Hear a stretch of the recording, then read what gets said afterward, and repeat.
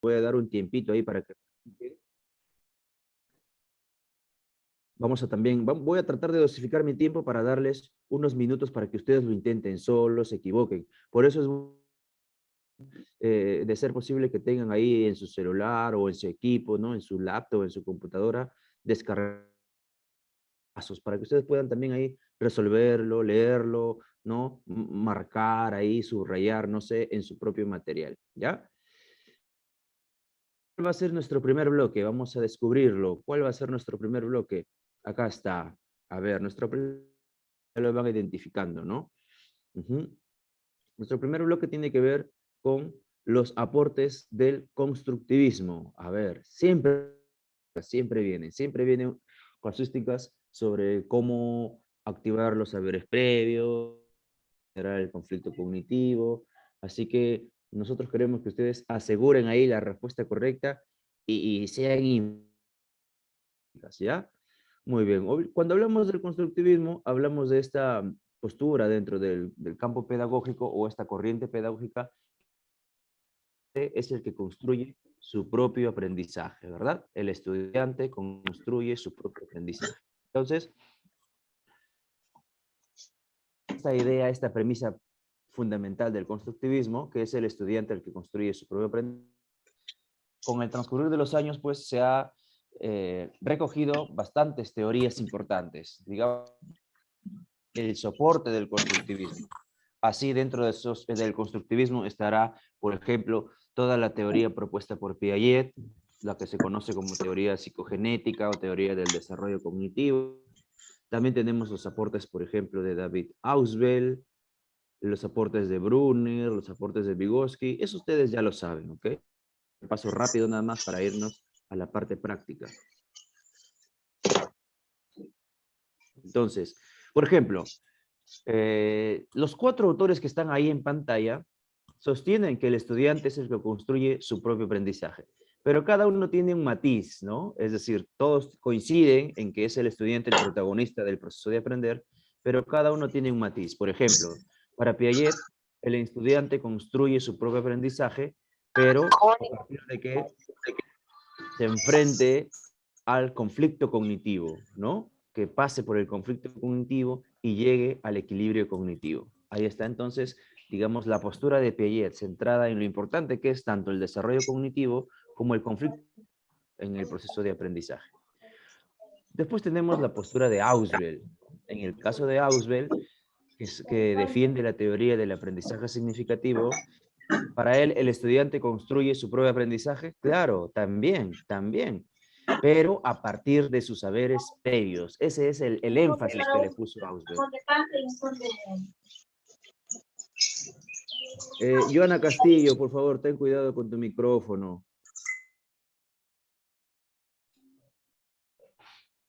Entonces, estaba hablando de Ausubel, ¿no? También Ausubel plantea esta figura de que el estudiante construye su propio aprendizaje, pero el énfasis de la teoría de Ausubel, sobre todo de la teoría del aprendizaje por descubrimiento, está en la importancia de los saberes previos. Recordando que los saberes, recordando que los saberes previos son no solo los conocimientos, sino Oye, qué también... pesadas que son, disculpe maestro, pero que apaguen sus audios. Sí, sí, pero bueno, lamentablemente parece que nos falta bastante educación a pesar que somos docentes, ¿no? Y se nota que no sabemos desenvolvernos o respetar ciertas pautas en estos espacios virtuales. Eso denota que no solo la brecha digital está en los estudiantes, sino también en nuestros docentes, porque podemos tener conectividad a Internet, pero si no sabemos manejar o desenvolvernos en estos espacios virtuales, deja mucho que desear, ¿no? Bueno, espero que no haya interrupciones, aunque no estoy tan optimista en eso, pero yo tengo que continuar, ¿ok? Por respeto a todos y porque queremos cumplir el objetivo de desarrollar las casuísticas propuestas. Entonces, no se olviden, los saberes previos son los conocimientos, sí, pero también pueden ser las experiencias que ya tiene el estudiante, ¿verdad? Los saberes culturales, costumbres, concepciones que de repente ha aprendido en su hogar, en su vecindario, en su comunidad. Todo aquel bagaje cultural que ya tiene el estudiante y que el docente puede activar y recoger como base para construir un nuevo aprendizaje, entonces esos conocimientos, experiencias, saberes culturales forman parte de los saberes previos de los estudiantes. Y por favor, yo siempre les digo, ¿no? Yo siempre les digo esto. Los saberes previos son las vivencias que ya trae el estudiante. Si el estudiante te da una respuesta desde lo que está leyendo en este momento, no te está revelando tus saberes previos, te está leyendo esa información. Si te responde una pregunta a partir de una información ya dada, no te está dando sus saberes previos, te está respondiendo a partir de la información ya proporcionada. ¿Ok? Hay que saber distinguir. Incluso en la lógica de Ausubel, primero se activan los saberes previos y luego se presenta la nueva información. No se olviden de eso, ¿ya? En la lógica de Ausubel, primero se activan los saberes previos y después se presenta la nueva información. ¿Por qué así? Porque los saberes previos van a poder vincularse con la nueva información. O la nueva información, como decía también Ausubel, se puede anclar, se puede unificar gracias a los saberes previos ya existentes. Por otro lado está Brunner, que propone el aprendizaje por descubrimiento, donde el docente es un guía, donde el docente ofrece andamiaje a los estudiantes, es decir, le brinda todo el apoyo posible para que los estudiantes puedan construir nuevos aprendizajes, descubrir nuevos aprendizajes y llegar a alcanzar sus metas de aprendizaje. ¿Sí? La clave de Brunner es que el aprendizaje ocurre a partir de la experimentación, ¿no? De orientaciones, de pautas que se le proporcionan al estudiante para que él mismo descubra lo nuevo por aprender. Y bueno, ni hablar otro aspecto muy importante, otro elemento relevante dentro del constructivismo es esta variante muy bien explicada por Vygotsky, que hoy le conocemos como socioconstructivismo, porque Vygotsky no se dijo a sí mismo, yo soy socioconstructivista, no, él planteó su teoría, ¿no? De la teoría sociocultural del aprendizaje, donde vamos a encontrar conceptos valiosos como, por ejemplo, zona de desarrollo próximo, la mediación, ¿no? Que es ese apoyo que puede brindar alguien más capaz al estudiante para llegar a concretar propósitos de aprendizaje o llegar a su zona potencial. ¿Ya? La clave para entender a Vygotsky es que está el componente social. Pero vamos a dejar un ratito a Vygotsky porque luego lo vamos a retomar para recordar unas cuantas ideas con respecto al socioconstructivismo. ¿Ya? Entonces sí, vamos a volver a tomar o a tocar estas ideas. Bueno, en una línea constructivista recuerden cuál debe ser nuestro rol, ¿ok? ¿Sí? Hoy en día, ustedes saben que desarrollamos competencias, pero por competencias. Pero si hacemos, digamos, una investigación sobre un modelo educativo por competencias y buscamos los antecedentes o las bases teóricas del modelo están en el constructivismo. Por eso que lo estudiamos, por eso que sigue apareciendo en el temario. Alguien dirá, ¿por qué en el temario no aparece solamente todo lo que tiene que ver con competencias?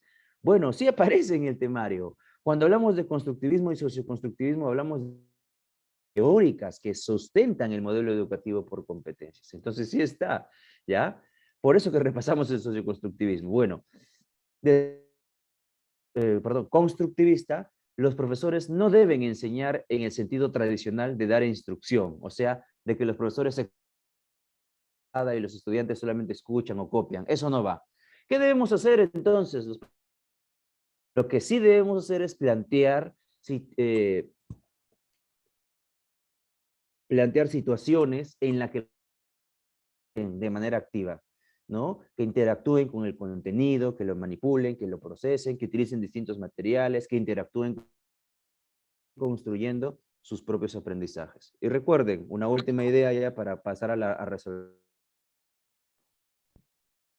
En esta perspectiva, que estamos hablando de esta perspectiva constructivista, dentro del proceso enseñanza-aprendizaje, ¿ok? El estudiante está en el centro.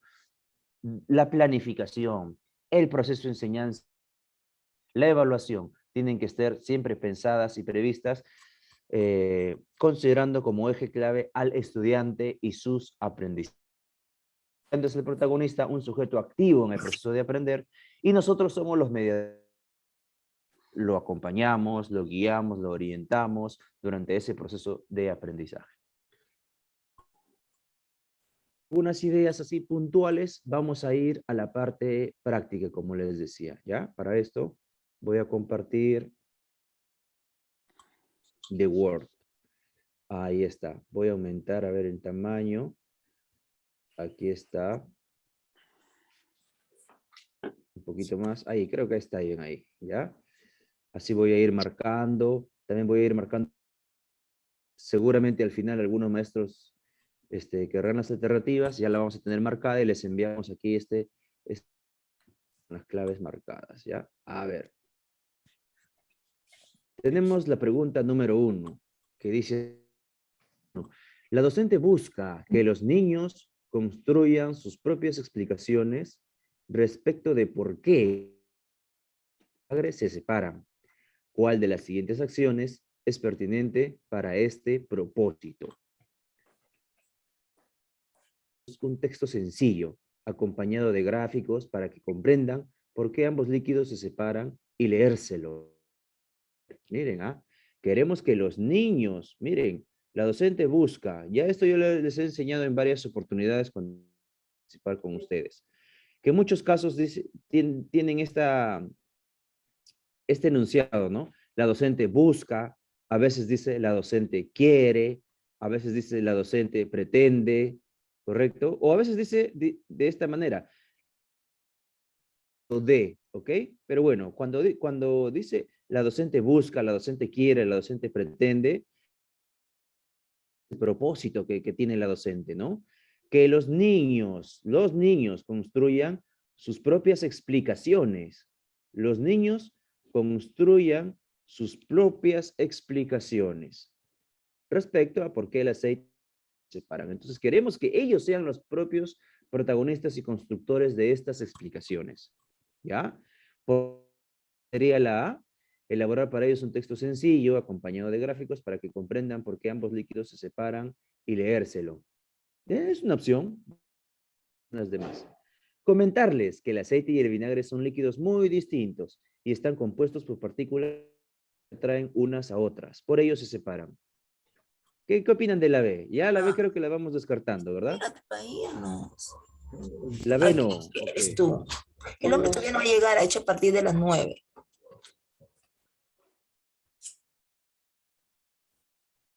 Se escucha.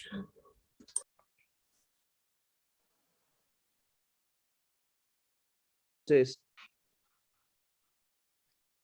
la B no sería, ¿verdad? La B no sería porque ya la docente les está ofreciendo prácticamente la explicación a aquello que los estudiantes descubran o expliquen por sí mismos. Entonces, la B yo ya la descarto, ¿sí?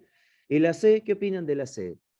Proponerles que revuelvan otra vez el aceite y detalladamente lo que ocurre y compartan sus ideas sobre por qué ambos líquidos se separan. Muy No bien, yo sé, ya les ayudé, que la B no es. Entonces, ¿qué me dicen? ¿La A o la C? la C.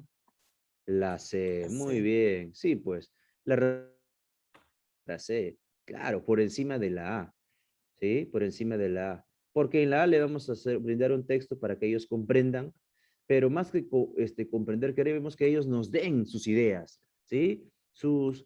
Hagan sus hipótesis, sus propias explicaciones, aunque se equivoquen, pero es muy importante escuchar lo que piensan los estudiantes. Entonces, en la C se puede identificar esta figura de que son los niños los que van a compartir sus ideas, ¿sí? Lo que creen que, porque ambos líquidos, el agua y el aceite, se separan. Entonces, el caso 1 ya lo tenemos.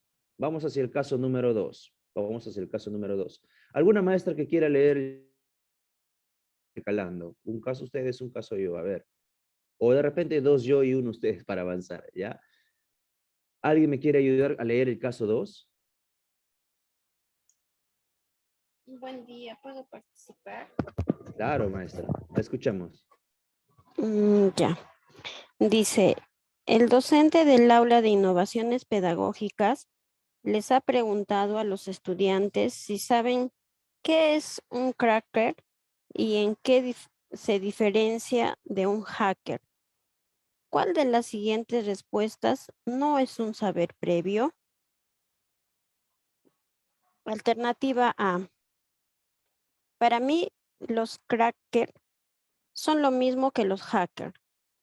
Los dos son personas que saben mucho de computación, y usan sus conocimientos para hacer cosas ilegales. B. En verdad nunca había escuchado la palabra cracker, pero debe ser algo de informática. Hacker, sí sé qué es. Es alguien que puede meterse en un sistema informático para robar información y hacer estafas. C.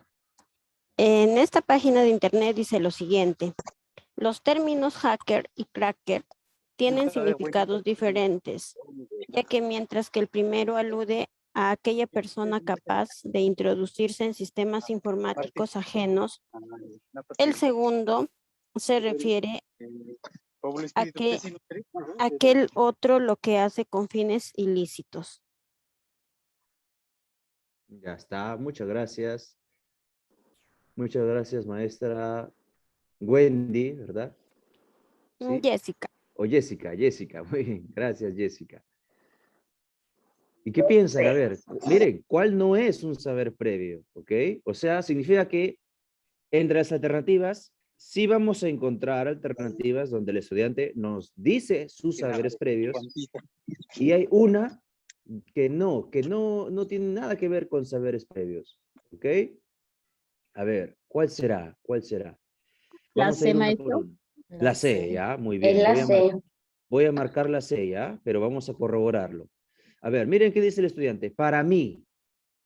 Cuando el estudiante dice para mí, significa que nos está dando lo que él piensa, lo que él cree, ¿sí o no?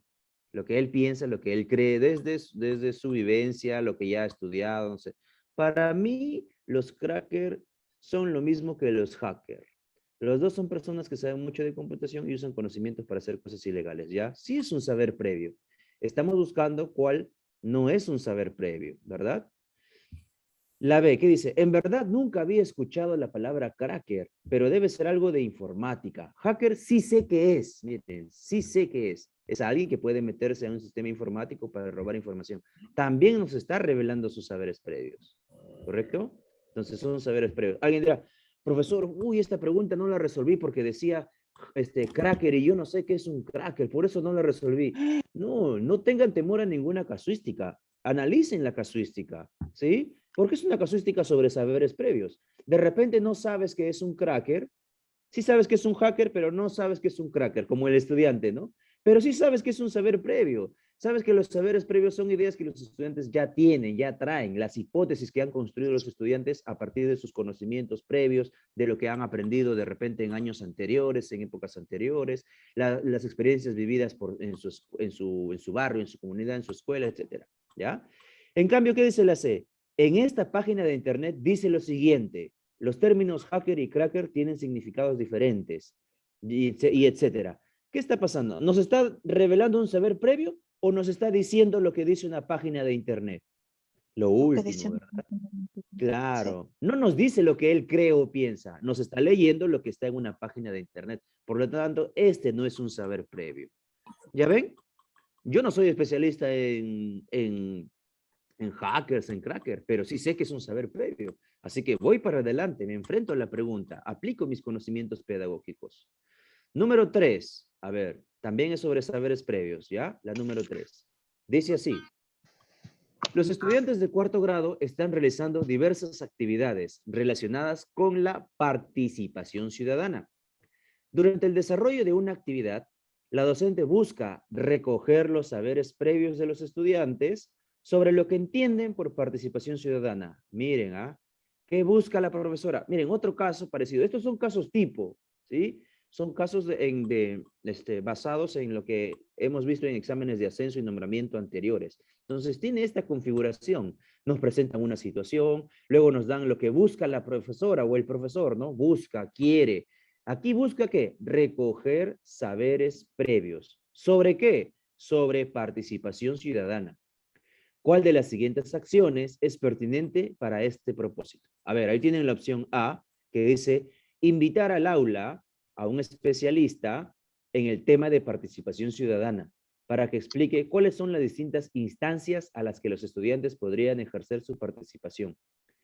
Luego, solicitarles que expresen cuál es la importancia de estas instancias. A ver, ¿qué opinan ustedes? ¿Invitamos a un especialista el especialista habla de instancias de participación ciudadana y luego les pedimos a los estudiantes que nos digan sobre la importancia de estas instancias. O sea, que nos comenten algo a partir de lo que acaban de escuchar del especialista. ¿Será la opción válida? No, maestro. No, qué bueno. Estamos aplicando lo que acabamos también de ver hace ratito. A ver, sigo. Y ustedes me dicen cuál sí es, ¿ya? Pedir a los estudiantes que busquen información acerca de las formas de participación ciudadanas establecidas por la ley. Luego, que señalen situaciones en las que pueden ejercer dichas formas de participación. O sea, que investiguen, que busquen información sobre leyes que promueven la participación ciudadana y luego que señalen, que den ejemplos de algunas situaciones en las que se puede, aplicando lo que han identificado en esa información, que identifiquen formas de participación. No. Tampoco, ¿verdad? Es parecido al anterior. No. Especialista, y a partir de lo que habla el especialista, ellos van a construir algo. Aquí van a buscar información y a partir de esa información van a proponer algo. No, los saberes previos, por eso yo les he dicho, ¿cuál era la lógica de Ausubel? Primero, activa los saberes previos. Después, presenta la nueva información. Pero, ¿será la C? A ver, veamos, de repente, no sé, de repente la C tampoco está bien y puede ser alguna de las anteriores, no sé. Brindar a los estudiantes un conjunto de noticias. Luego solicitarles que, en el aula, las que consideren que se vinculan a la participación ciudadana y que expliquen por qué. Entonces tenemos la A, la B o la C. La A, de hecho, que no es, ¿no? Pero ¿será la B o la C? La C, maestro, La C. ¿Por qué? porque yo pienso que indirectamente el maestro se está dando cuenta si es que, ¿qué sabe tanto al seleccionar la noticia? Ay. Claro, no es que les está pidiendo, lean el contenido de las noticias y respondan algo, ¿verdad? No es así. No, les está diciendo, tengan noticias. A ver, ¿en cuál de ellas creen que se habla de participación ciudadana? Y explíquenme por qué lo han seleccionado así. Es como decir, es como preguntarles lo que ellos creen que es la participación ciudadana. ¿Ok? No les estamos pidiendo que respondan a partir del contenido de la noticia, no. Yo les estoy dando noticias y de acuerdo a sus saberes previos sobre participación ciudadana, que ellos elijan cuáles creen que esas noticias tienen que ver con la participación ciudadana. Entonces, si es la alternativa C, ¿ok? Alguna, profesor, pero ahí dice brindarles un conjunto de noticias. Y usted ha dicho que si le damos información ya estamos perdiendo la oportunidad de recoger saberes previos. Pero recuerden, cuando aquí dice le brindamos un conjunto de noticias, es como darles así los artículos, ¿no? Tenga este periódico, este periódico, este periódico. Busquen en ese periódico, ustedes elijan cuáles creen, ¿no? Seleccionen cuáles creen que tienen que ver con participación ciudadana, ¿sí? Y que expliquen el por qué. Entonces, la C de casa sería en el caso número 3, ¿ya? A ver, vamos hacia el caso número 4. Vamos hacia el caso número 4. Ya, tiene que ver, miren, les voy adelantando, ¿ya? Para que ustedes estén atentos. Miren, acá lo voy a poner con negrita. Generar el conflicto cognitivo, ¿ya? Generar el conflicto cognitivo. A ver, vamos a ver qué nos dice el caso. Un docente se encuentra dialogando con los estudiantes acerca del cambio climático y sus efectos sobre la agricultura. Cuando el docente pregunta qué acciones pueden realizar las sociedades frente a esta problemática ambiental, un estudiante afirma: con el cambio climático, las posibilidades para el desarrollo de la agricultura son nulas. Varios estudiantes estuvieron de acuerdo con esta afirmación. Por ello, el docente desea diseñar una actividad utilizando diversos recursos para generar conflicto cognitivo en los estudiantes. De acuerdo al propósito del docente, ¿cuál de los siguientes recursos es pertinente que incluya en esta actividad? Recuerden, ¿cuál es el propósito del docente? ¿Sí? ¿Cuál es el propósito? Generar el conflicto cognitivo. Muy bien. ¿Por qué generar el conflicto cognitivo? Miren, cuando un consejo, por favor, ¿ya? Cuando un caso tenga lo que dice un estudiante, lo que responda un estudiante, muchos casos son así. nos presentan la situación, luego nos dicen, el estudiante resolvió el problema matemático de la siguiente manera. El estudiante respondió lo siguiente. El estudiante dijo esto. Cuando los casos tengan ese elemento, ustedes pónganle mucha atención, ¿sí? A ese dato, a lo que hizo el estudiante, a lo que dijo el estudiante, ¿ya? Por ejemplo, ¿qué ha dicho aquí el estudiante? Que con el cambio climático, las posibilidades para el desarrollo de la agricultura son nulas.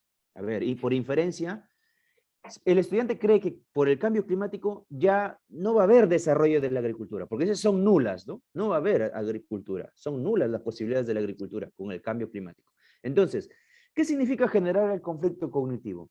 Significa que yo le voy a presentar una información que cuestione lo que él piensa, que contradiga lo que él cree, ¿sí? Que ponga en contradicción o en duda lo que él acaba de manifestar. Eso es generarle el conflicto cognitivo, ¿ya? Ahora, pero aquí no nos preguntan qué debe hacer el docente, nos preguntan qué recurso puede utilizar, o sea, nos van a dar recursos acá. En las alternativas nos van a dar recursos. Bueno, sí, pues dice casos. A ver, si el estudiante cree que la agricultura ya no se va a desarrollar por el cambio climático, ¿cuál de estos casos sería interesante presentarles para generarle el conflicto cognitivo? A. Un caso en el que se describe que en el contexto del cambio climático, el cultivo de cacao nativo está siendo afectado por plagas y enfermedades, que son productos de la variabilidad climática. Asimismo, se indica que ello ocasiona pérdidas económicas muy severas y presenta una amenaza para la subsistencia de la población rural en las zonas cacaoteras en el departamento de Piura.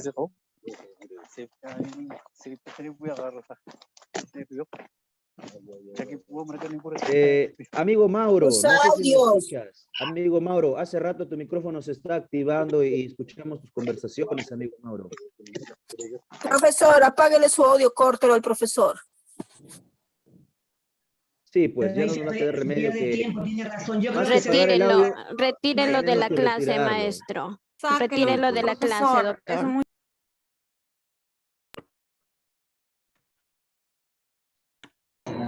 Por eso me gustaría que mi amigo William esté atento, porque yo pierdo mucho tiempo teniendo que ver a quién retirar, a quién no. La verdad es para mí mucha pérdida de tiempo. Distorsión. Pero ahora se puede sembrar hasta los 4.000 metros sobre el nivel del mar, donde previamente solo se cultivaba papa amarga. Asimismo, se indica que el cultivo de esta última se ha desplazado por encima de los 4.200 metros sobre el nivel del mar, a lugares donde solo antes crecían pastos naturales. ¿Qué opinan? Esta es, ¿verdad? Esta es la respuesta correcta, la B. Porque en la B le estamos demostrando que a pesar, es cierto, el cambio climático es un problema, pero a pesar del cambio climático, sí hay posibilidades de desarrollo de la agricultura, obviamente con la adaptación de los cultivos, ¿verdad? Etcétera. La C es parecida a la A, ya no la voy a discutir y bueno, quiero recuperar un poquito el tiempo perdido. Vamos con el caso número 5. A ver, el caso número 5 y también el 6, si mal no recuerdo, tienen que ver con el error constructivo. Recuerden que yo les he dicho que hay dos tipos de casos que suelen venir sobre el error. Atentos, ¿ya? Para que ustedes alertas. Hay dos opciones de casos frente al error. Bueno, pueden surgir otras, ¿no? Pero yo les comento lo clásico, lo que siempre he visto. Hay un tipo de caso donde te manifiestan lo que ha dicho el estudiante y esa respuesta del estudiante tiene un error conceptual. Es como si el estudiante resuelve un problema matemático y en su procedimiento, ¿ok? O de repente le haces una pregunta, te responde la pregunta, pero hay un error. Entonces, ¿qué te van a preguntar en ese caso? Que digas cuál es el error del estudiante.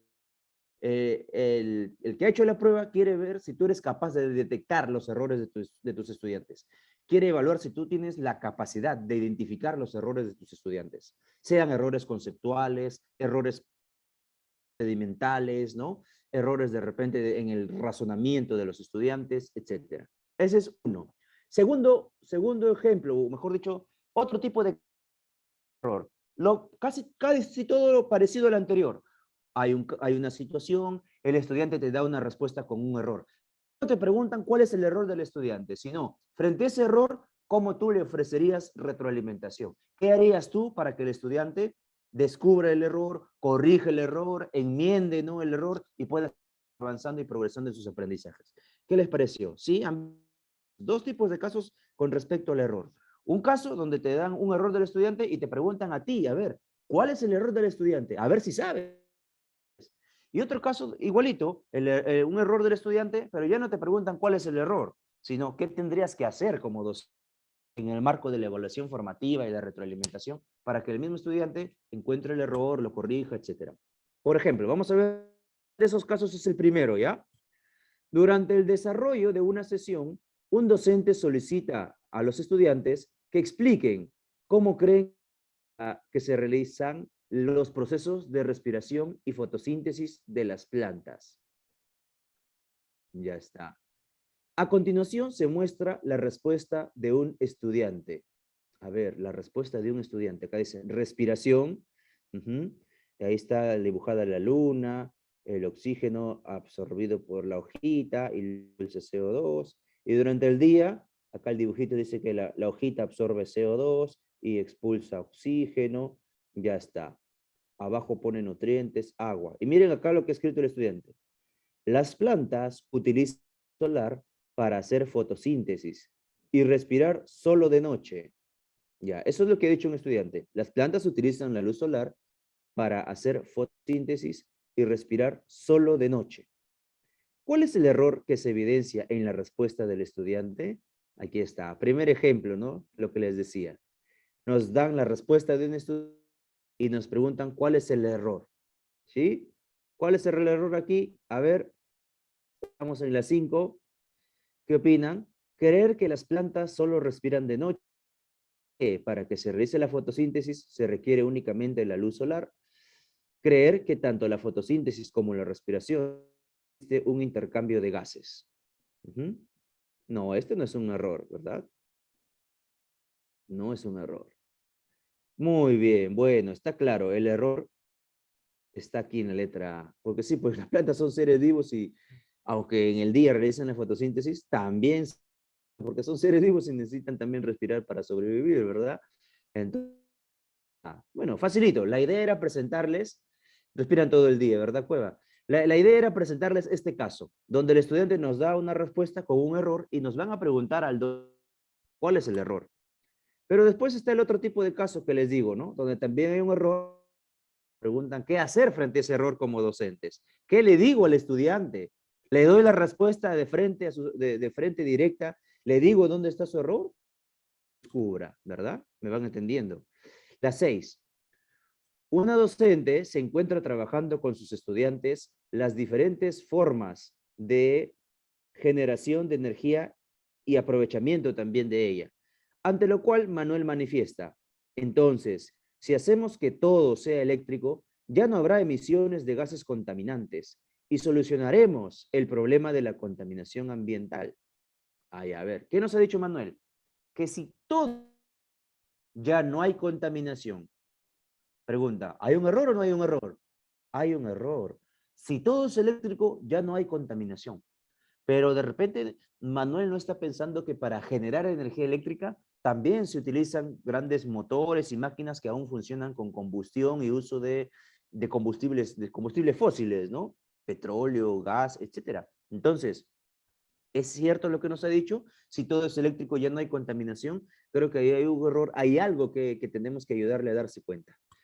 ¿Cuál de las siguientes estrategias debería adoptar la docente frente a la intervención de Manuel para proporcionarle la ayuda pedagógica que le permita evaluar su afirmación?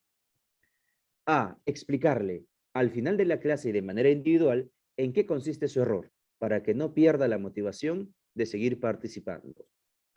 B. Pedirle que además de los efectos, piense también en cómo se obtiene este tipo de energía y si eso podría cuestionar o no su afirmación. 7. Pedirle que busque información adicional en otras fuentes sobre los efectos ambientales de la generación de energía eléctrica para comprobar si su afirmación es correcta. Ya está. ¿Qué dicen ustedes? Muy bien, felicitaciones ahí a Lady, Sonia, Silvana. Hay más colegas que me están respondiendo. Gracias por participar. Sí, pues aquí la respuesta correcta está en la letra B de bueno. B de bueno. La A dice que le vamos a explicar al final de la clase. No, recuerden que el error es una oportunidad de aprendizaje, ¿sí? Sí lo recuerdan, ¿verdad? El error tiene un enfoque distinto al tradicional hoy en día. Hoy el error es una oportunidad de aprendizaje. Hoy el error es parte natural del proceso de aprendizaje. No es que sea culpa del estudiante. ¿Qué hay que hacer con el error? Hay que reflexionar juntos y hacer reflexionar sobre todo al estudiante para que identifique qué lo ha llevado a ese error y sobre todo que descubra cómo puede corregir y seguir avanzando. Entonces, la 6 es la última de este primer bloque, ¿sí? Una preguntita aquí les puse sobre demanda cognitiva. A ver, el docente les propone a los estudiantes del equipo de carreras de velocidad realizar varias tareas para lograr mejorar su desempeño. ¿Cuál de ellas tiene mayor demanda cognitiva? A ver, vamos entendiendo el caso. Se trata de un equipo de carreras, ¿no? Un grupo de estudiantes que participa en carreras de velocidad y queremos que mejoren su desempeño y queremos ver de todas estas tareas que están en la A, B, C y C, ¿cuál sería la de mayor demanda cognitiva? ¿Sí? ¿Cuál va a movilizar mayor cantidad de procesos cognitivos? ¿Cuál es la más compleja, pero no por el contenido, sino por las operaciones mentales que tiene que realizar el estudiante? A ver, A, hacer un registro de sus tiempos en una ficha y luego trasladarlos a una hoja de cálculo. B, identificar las principales dificultades que han tenido en las últimas carreras realizadas. C, proponer un plan de mejora a corto, mediano y largo plazo para optimizar sus tiempos. ¿Cuál es la tarea de mayor demanda cognitiva? ¿Cuál de esas tareas? Todas son buenas tareas, todas pueden tener demanda cognitiva, pero hay una que está por encima de las demás, que lo va a obligar, vamos a utilizar esa palabra, discúlpeme, que lo va a obligar, lo va a llevar a tener que pensar más, a razonar más, ¿sí? Muy bien, Lady, Sonia, Wendy, Rodríguez Borja, Joana, estamos en el camino, correcto. La alternativa es la C. Tiene que proponer de mejora, pero es un plan que tiene que considerar, por ejemplo, lo que puede hacer en el corto plazo para mejorar su velocidad, mediano plazo para mejorar su velocidad, y o sea, eso va a tener que diferenciar, ¿no? ¿Sí? ¿Cuáles son las acciones que pongo en el corto plazo, en el mediano plazo, en el largo plazo, etcétera, ¿no? Tiene que proponer. Implica también, seguro, implica, por ejemplo, habilidades de orden superior, ¿no? Como solución de problemas, ¿sí? Proponer, proponer alternativas, pensamiento crítico. Ya tenemos ahí entonces la respuesta de la número 7. Respuesta de la número 7, ¿ya? Vamos con nuestro segundo bloque entonces. ¿Cómo les está yendo? ¿Están bien? A ver, ¿cuántas van? 7 de 7, 6 de 7. Yo creo que 7 de 7, ¿verdad? ¿Sí? Estoy seguro que sí. Vamos a ver. Tenemos más casuística bastante variada, ¿no? De temas diversos y la vamos a desarrollar ahorita. Solamente una diapositiva nada más y ¿ya? Acá les voy a dar otro consejo. Por favor, anoten esos consejos que les voy dando. Esos consejos a veces yo no PPT específicamente, podría ser un manual de repente, ¿no? De cómo resolver casuísticas, pero no, esos consejos, de acuerdo al caso que leo, a las temáticas, a lo que yo he vivido también, porque di mi examen de nombramiento, a Dios me fue bien, ya tengo experiencia en exámenes de ascenso también, entonces, ya, y aparte estoy en este trabajo que me permite leer un montón de casuísticas. Entonces, yo quiero que aprovechen, lo digo con humildad, quiero que aprovechen tips, consejos que también les puedo brindar, ¿ya? Hace ratito les di un consejo. Muchos casos tienen este enunciado. El docente busca, el docente quiere. Que viene después de esa palabrita busca o quiere, subrayenlo, porque ahí nos van a revelar el propósito del docente, ¿sí? El propósito de aprendizaje, ¿por qué no? Y de acuerdo a eso, seguramente nos van a preguntar la respuesta correcta. Aquí va a surgir otro consejo, bastante práctico, bastante concreto. Bueno, el enfoque por competencias en el currículo nacional. Colegas, tal vez ya se los he dicho en una prueba de nombramiento o de ascenso, porque aquí también están los maestros que seguramente en diciembre, si mal no recuerdo, ascenso, perdón, me incluyo, ¿no? Nos toca el ascenso en la escala magisterial. Entonces,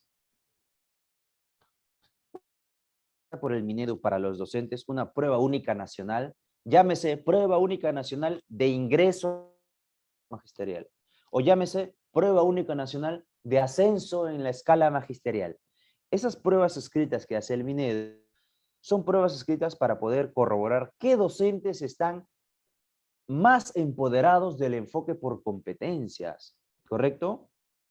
Que sea un poco frío, pero no, o sea, no tiene sentido que a través de la prueba vayamos a verificar quiénes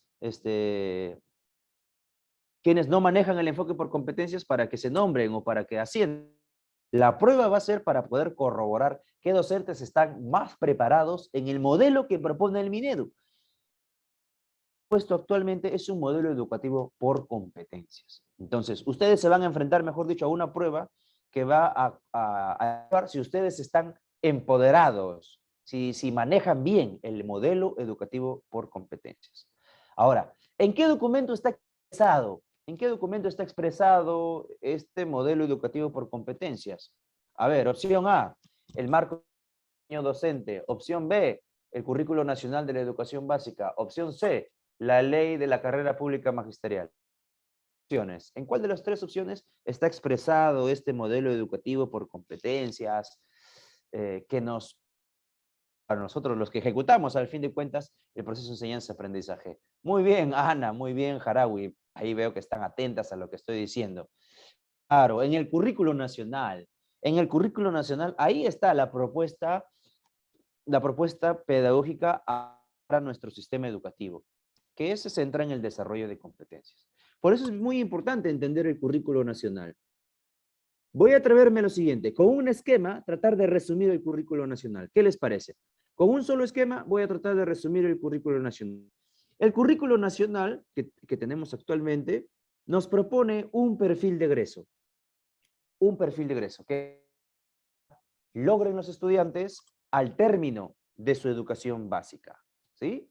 Es como decir, de lo que queremos que alcancen nuestros estudiantes cuando concluyan su educación básica. ¿Eso dónde está descrito, señalado? En el perfil, que es uno solo. Hay un perfil de egreso.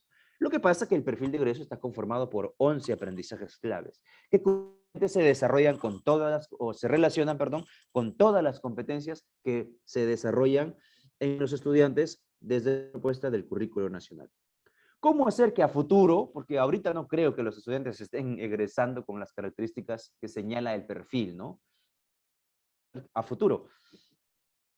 ¿Cómo lograr que a futuro nuestros estudiantes logren lo que señala el perfil de egreso? Hay una manera. Hay que desarrollar acompañadas de los enfoques transversales. Esa es la clave. Desarrollar las competencias por los enfoques transversales. Recuerden que las competencias, que en total hay un total de 31 competencias.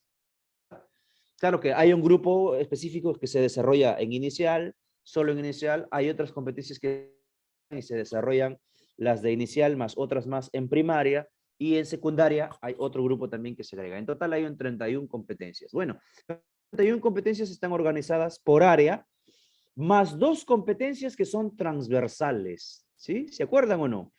Por ejemplo, no sé, en personal de primaria, en personal social de primaria hay 5 competencias, ¿no?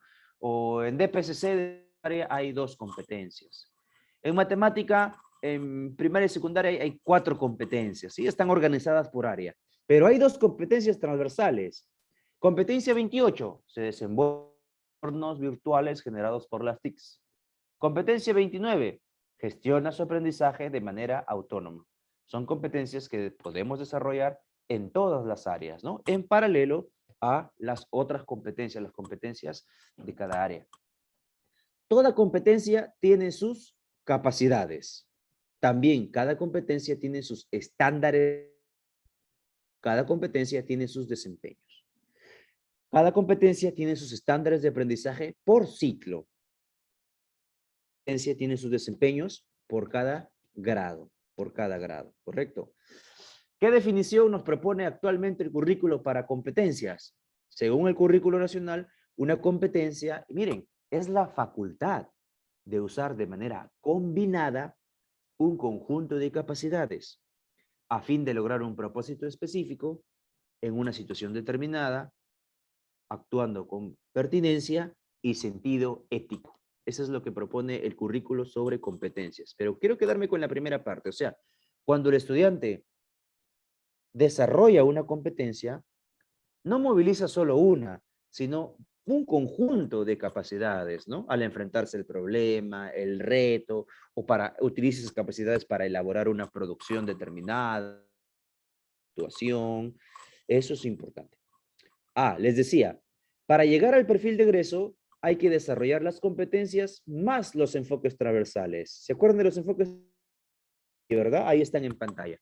Recuerden que los enfoques transversales no son contenidos, ¿ok? No son contenidos, no son temas transversales, no. No hay que confundir enfoques transversales con temas transversales. Bueno, temas transversales no están presentes en este currículo. Lo que nos propone es enfoques transversales, bueno, también las competencias transversales que son dos, ¿no? Los enfoques transversales tienen que ver con valores, los enfoques transversales tienen que ver con actitudes positivas que se espera demuestren los estudiantes, pero también demuestren los profesores, los directivos, los padres, toda la comunidad educativa. Entonces, tengo un colega que pertenece a nuestro equipo de CEFICAT que siempre lo escuché en una oportunidad decir esto, ¿no? Los enfoques transversales humanizan las competencias. Tiene sentido lo que decía mi amigo, ¿por qué? Porque las competencias son macrohabilidades, ¿sí? Vamos, las competencias macrohabilidades, eso significa que incluyen subhabilidades o habilidades más específicas, ¿no? Entonces son habilidades, pero para que esas habilidades se utilicen, ¿no? Con un sentido ético, con pertinencia a los contextos, los enfoques transversales.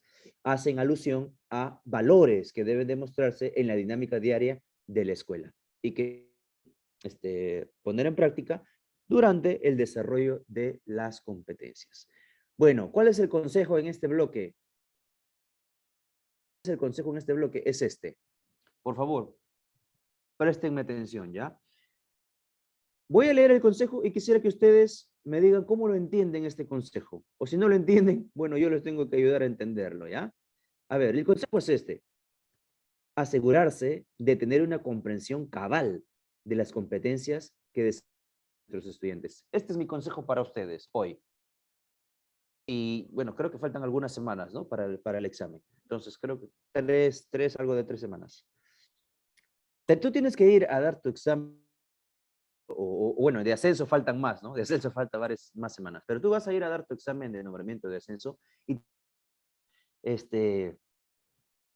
con la seguridad de que estás entendiendo las competencias que desarrollas en las áreas que tú enseñas, ¿no? O que tú trabajas, ¿correcto? Tienes que de las competencias que desarrollamos en nuestros estudiantes. Como te dije hace ratito, es una evaluación para poder corroborar qué docentes están mejor empoderados o más empoderados en el modelo educativo por competencias. Lo que te exige que si tú enseñas como matemática, personal social y ciencia, por ejemplo en primaria, ¿no? O de repente inicial también, si tú enseñas esas áreas, tienes que tener claro cuáles son las competencias en esas áreas que desarrollas en tus estudiantes en el marco de esa área y también cada de sus capacidades, ¿correcto? Tienes que reconocer muy bien las capacidades de las competencias que tú desarrollas en tus niños y de qué esas capacidades, ¿no? ¿Qué se espera que el estudiante haga con cada una de esas capacidades o en cada una de esas capacidades? En secundaria, igual, lo mismo. Debe haber mayor profundidad, porque como los maestros se enfocan en un área en específico y van a postular a un área que han elegido, entonces tienen que tener funda de lo que, de lo que implican las competencias que desarrollan sus áreas. Bueno, en cuestiones más resumidas, si es que si es que me vas a hacer caso, lo que te estoy diciendo es que cuando tengas un tiempito libre, currículo nacional, busca el área que te corresponde o las competencias que tú desarrollas estudiantes y repasa esas competencias. Sobre todo, repasa bien sus capacidades. Es la facultad de usar de manera combinada un conjunto de capacidades para enfrentarse a un reto o a una situación, ¿ya?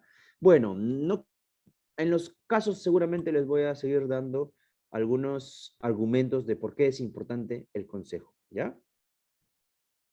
Vamos a ver, nos quedamos en el caso número 7. Nos quedamos en el caso número 7. Los siguientes casos son para demostrarle lo importante que es entender la competencia y sus capacidades, ¿ya? Discúlpenme si no puedo poner casos de todas las competencias, pero son 31, imagínense, ¿no? Entonces he tenido que buscar algunos casos de algunas competencias, pero insisto, la idea de poner estos casos no solo era resolverlo, sobre todo yo como facilitador aquí, de demostrarte que es fundamental entender las competencias que tú quieres desarrollar en los estudiantes en el área a la que estás postulando, ¿no? O bueno, si eres de inicial y primaria que desarrollas varias áreas, ¿ya? Durante una sesión, una docente presentó a los estudiantes un conjunto de imágenes representativas del patrimonio cultural de Cultura Paracas. Algunos estudiantes se mostraron interesados en las tradiciones funerarias paracas. Por ello, la docente les preguntó lo siguiente: ¿cómo enterramos hoy en día a nuestros muertos? ¿Los paracas enterraban a sus muertos como se hace actualmente? ¿Qué diferencias encuentras entre sus costumbres funerarias y las nuestras? Si el propósito de la docente es, miren, si el propósito de la docente es favorecer la comprensión del tiempo histórico, ¿cuál de los siguientes desempeños busca promover a partir de las preguntas planteadas? A partir de estas preguntas. A partir de estas preguntas, ¿qué desempeño se busca promover? A ver. A, la descripción de cambios y permanencias de un fenómeno histórico. B, el reconocimiento de diferentes dimensiones de un proceso histórico. C, la identificación de los ritmos de cambio en la historia. Ajá. Bueno, voy a lo que quería llegar, ¿no? Acá dicen que el profesor quiere favorecer la comprensión del tiempo histórico. Comprende el tiempo histórico es una capacidad de la competencia, construye interpretaciones históricas. ¿Ven? Entonces, me dan un caso, pero luego me preguntan cómo favorecer una capacidad específica de la competencia. Por eso les decía que es prioritario, es vital para tener excelentes logros en nuestra prueba de nombramiento, sobre todo en la subprueba 3, es vital que tú repases las competencias de las áreas que enseñas y sus capacidades. Si tú repasas, y no solamente repasar, comprender, asegurar una comprensión profunda de esa competencia y sus capacidades, lo vas a tener más fácil, ¿sí? Vas a resolver así. Por ejemplo, comprender el tiempo histórico como parte de la competencia construye interpretaciones históricas, significa que el estudiante, por ejemplo, sabe identificar de qué época está hablando, puede identificar que los hechos ocurren uno a continuación de otro a través del tiempo. También sabe que a lo largo del tiempo hay cosas que van cambiando, pero hay otras cosas que se mantienen a lo largo del tiempo, cambios y permanencias, ¿sí? Puedes identificar, el estudiante cuando comprende el tiempo histórico, también sabe que en una misma época pueden estar ocurriendo dos hechos históricos en distintos lugares, lo que se conoce como simultaneidad. Bueno, este pensar en voz alta es para tratar de representarles lo siguiente, ¿no? Que si yo, el postulante, entiendo la competencia y sus capacidades, voy a identificar facilito también las respuestas a los casos que tengan que ver con la competencia y sus capacidades. En este caso, la respuesta correcta en la 8 es la alternativa A, ¿ok? Tiene sentido, ¿no? Porque le pregunta a la profesora, ¿cómo enterramos hoy a nuestros muertos? ¿Los paracas enterraban a sus muertos como se hace actualmente? Es decir, estamos comparando cómo enterraban los paracas y cómo enterramos a nuestros muertos hoy en día, para ver si ha habido cambios o de repente hay aspectos que se mantienen, ¿ya? Entonces, alternativa A. Número 9. La docente y los niños del aula de 5 años se encuentran explorando los libros de la biblioteca. Si el propósito de la docente es promover en los niños la aproximación a la lectura, ¿qué acción es más pertinente que realice a continuación? A. Proponerles que en parejas escojan un libro que les guste. Luego decirles que señalen las letras que conozcan y las lean en voz alta. B. Decirles que cada uno elija el libro que desee. Luego, indicarles que se pongan cómodos para leerlo. Y, si algún niño le pide que lea el libro, atender a su pedido. C. Seleccionar diversos libros y entregar uno distinto a cada niño. Luego, decirles que, cuando terminen de revisarlo, la llamen para entregarles uno nuevo. Ajá. Paso 9.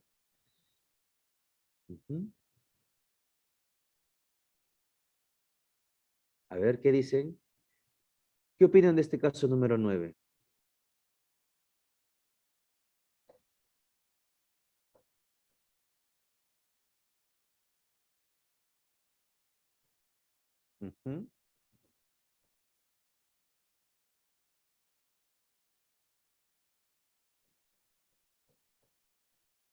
Ahí está. Ya, muy bien. Ya va cambiando la cosa. Al inicio me dijeron la A. Ya veo 3 respuestas que dicen la B. La C ya no, ¿verdad? La C ya la descartamos. Muy bien. A ver, ¿qué dicen? ¿Qué dicen? ¿Qué dicen las expertas, las que trabajan con niños más pequeños? Bueno, les iba a decir esto. Recuerden, yo les he dicho desde el inicio, la prueba de nombramiento de ascenso es para ver quién está empoderado del modelo educativo por competencias. No se dejen llevar por su corazoncito tradicional, ¿ok? No se dejen llevar por su... Yo he llegado a esta conclusión. Todos tenemos, lo digo así en forma, no sé, en forma como que metafórica, ¿no? Que todos tenemos nuestro corazoncito tradicional. Pero en esta prueba, que es una prueba para nombramiento, y si nos preguntan por la acción más pertinente, yo tengo que ser consciente, ¿no? De lo que implica el modelo educativo por competencias. Ahí está. Entonces, a ver, ¿cuál es el propósito? Promover que los niños se aproximen a la lectura, ¿ok? El propósito no es que reconozcan letras, ¿sí? Que ya me digan cuál es la A, cuál es la C, cuál es la D. Ese no es el propósito. El propósito es que se aproximen a la lectura. Entonces, no creo que sea la respuesta correcta es la letra B, ¿no? La letra B, muy bien. Y cada uno va a elegir el libro que desea. Empezamos por ahí, ¿no? Que cada uno elija el libro que desea, ¿ya? Muy bien. Luego que se pongan cómodos para leerlo ellos, darles la oportunidad de que ellos lo lean. O sea, que los niños de 5 años leen, sí, pero leen a través de las imágenes. No crean que leer implica solamente leer textos, ¿no? Frases, palabras, letras, no. Sino leen a través de las imágenes. Y si un niño le pide que le lea el libro, va a atender a su pedido, ¿no? Si algunos niños de repente van a estar viendo las imágenes y van a estar haciendo ahí ya sus primeras aproximaciones, identificando elementos o hasta inferencias de acuerdo al nivel, ¿no? Van a estar ahí. Pero algunos dirán, profesora, léame usted el cuento. Ya, bueno, la profesora le puede atender a su pedido. Muy bien, es la B de bueno. Es la B de bueno, ¿correcto? ¿Ya? Muy bien. ¿Sí? ¿Están de acuerdo o no? De repente, no, profesora, a mí me han dicho que es la A. Bueno, es la B de bueno. Vamos con el caso 10, ¿ya? Vamos con el caso 10. Caso 10. A ver, ¿qué opinan del caso 10? ¿Cómo les ha ido? Ya está, muy bien. No se preocupen, yo ya siempre les he dicho que aquí hay que equivocarnos. En el examen hay que ir seguros de lo que hemos aprendido, ¿ya? Desde que el ser humano comenzó a cultivar su propia comida, las plantas han ido cambiando. Por ejemplo, en la actualidad las plantas de papa modernas son más productivas que las plantas de papa nativas. Gracias a la investigación científica y al desarrollo técnico, el rendimiento de los cultivos de papa sigue aumentando. A continuación se presentan 4 preguntas. A ver, vamos a ver. Pregunta 1. ¿Cuál será el mejor fertilizante para el crecimiento de las plantas de papa? 2. ¿Qué sabor y forma de papa prefieren los consumidores? 3. ¿Cuál es la mejor forma de transportar y almacenar a menor precio las papas? 4. ¿Cuál será el mejor pesticida para repeler los insectos que se comen las plantas de papa? Selecciona 2 preguntas de indagación tecnológica que se relacionan con el aumento de los cultivos de papa en la agricultura moderna. Ah, ya, muy bien. O sea, de estas preguntas hay que elegir 2, ¿sí? O bueno, no, sí 2, porque acá lo dice 2 y en las alternativas también vemos 2. Tenemos que escoger 2 preguntas, pero que se relacionen con ¿Con qué? Acá está la clave. Con el aumento de los cultivos de papa. ¿Cuáles serán esas preguntas? Las preguntas que tengan que ver con el aumento de los cultivos de papa en la agricultura moderna.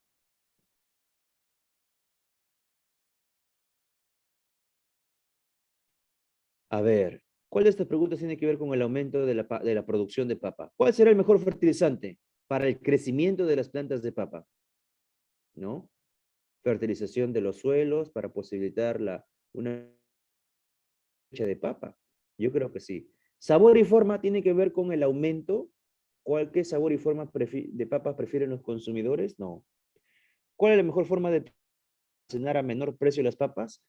Estas preguntas tienen que ver más con, digamos, la generación de ingresos, ¿no? Algo por el estilo, ¿no? ¿Cuál será el mejor pesticida? Claro. A ver, bueno, no es que esté a favor del uso de pesticidas, pero a lo que me refiero es aquí a lo que hay que inferir. Al poder enfrentar las plagas, vamos a tener mayor producción de papas. A diferencia de si no resolvemos el problema de las plagas, muchas plantas de papa van a morir y por tanto vamos a tener menos producción de papa, ¿verdad? Y aquí se trata de ver cuál nos permite aumentar los cultivos de papa. Por eso sí es la 1 y la 4. Alternativa correcta, B de bueno. ¿Ya ven? Para resolver esta pregunta 10, es muy importante entender la competencia, indaga mediante métodos científicos para construir conocimientos. Que se trabaja en ciencia y tecnología, ¿verdad? A ver, siguiente. 3 docentes conversan acerca de qué debe priorizarse para promover que los estudiantes reflexionen y argumenten éticamente. ¿Cuál de las siguientes afirmaciones de los docentes concuerda con el enfoque del área? A ver, o sea, queremos que los estudiantes reflexionen y argumenten éticamente. Eso es lo que buscamos, que tiene que ver con, bueno, en inicial y primaria, personal social, en secundaria con DPCC. A ver, ¿qué dice María? Yo creo que tenemos que centrarnos en que los estudiantes reconozcan cuáles son las leyes vigentes que nos rigen como ciudadanos. Así nos aseguramos de que sus reflexiones y argumentos éticos sean concretos. Bueno, pero hay un margen de diferencia, ¿no? Cuando hablamos de ley y cuando hablamos ya de ética, de principios éticos. No me convence lo que me dice María. Queremos que los estudiantes reflexionen y argumenten éticamente. A veces, tomar una decisión ética puede ser incluso estar por encima de lo que dice lo que manda alguna ley, por si acaso, ¿no? Hay muchas teorías éticas que lo sostienen. Pero bueno, ¿qué dice Felipe? Me parece que tendríamos que promover que los estudiantes interioricen los valores de nuestra nación y que se identifiquen con las normas morales de la cultura peruana. Así formularán razonamientos de acuerdo a los valores de nuestra cultura. ¿Qué piensa? Joaquín, considero que debemos promover que los estudiantes analicen y evalúen las normas y valores morales que ellos usan cuando argumentan sobre qué hacer en situaciones de decisión. Así serán conscientes y críticos en sus razonamientos morales. ¿Tienen una respuesta? Ajá, muy bien, Margarita. Ivonne de los Milagros. Interesante. La respuesta correcta en este caso es la letra C, ¿verdad? La propuesta de Joaquín es más alineada a que los estudiantes reflexionen y argumenten éticamente. Ya tenemos la respuesta. 12. A ver, última parte de este bloque para pasar a otro bloque. El profesor Juan José del curso de inglés pretende desarrollar las capacidades vinculadas a la comprensión y expresión oral de sus estudiantes.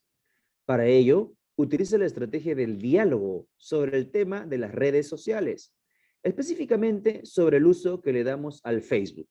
Allá. Entonces, el profesor de inglés quiere que los estudiantes se comuniquen oralmente, ¿sí o no? Cuando dice comprensión y expresión oral, nos está hablando de la competencia de inglés, se comunica oralmente en inglés como lengua materna. Profe, si fuera comunicación, se comunica oralmente en lengua materna, ¿verdad? Muy bien. Entonces, pero ¿cuál es la pregunta? La pregunta es muy importante, ¿ok? ¿Es importante comprender el caso? Sí, pero también es sumamente importante entender la pregunta. ¿Cuál de las siguientes estrategias resulta pertinente para que los estudiantes reflexionen sobre sus propios textos orales. Ajá. Que reflexionen sobre sus propios textos orales. Veamos. A. Completar un cuadro con lo que hemos aprendido y aquello que nos gustó de la estrategia del diálogo. Si el propósito fuera promover la metacognición, creo que sería la A, pero no. Queremos que ellos reflexionen sobre sus propios textos orales, lo que han dicho, lo que han comentado, lo que han dicho durante el diálogo. Al final del diálogo, promover una autoevaluación para encontrar errores, reflexionar sobre la experiencia y pensar en qué podemos mejorar. Ajá. ¿Y qué dice la C? Cada vez que los estudiantes terminan su turno, pedir que identifiquen sus propios errores y luego continuar con el siguiente turno. O sea, así no funciona el diálogo, ¿no? O sea, dialogar es darle fluidez al diálogo. Al final se hace un balance ya de los aciertos que tuvimos, los errores de repente que se pueden corregir hacia adelante. Pero o sea, vamos a escuchar a un alumno, corregirlo. Escuchar a un alumno, corregirlo.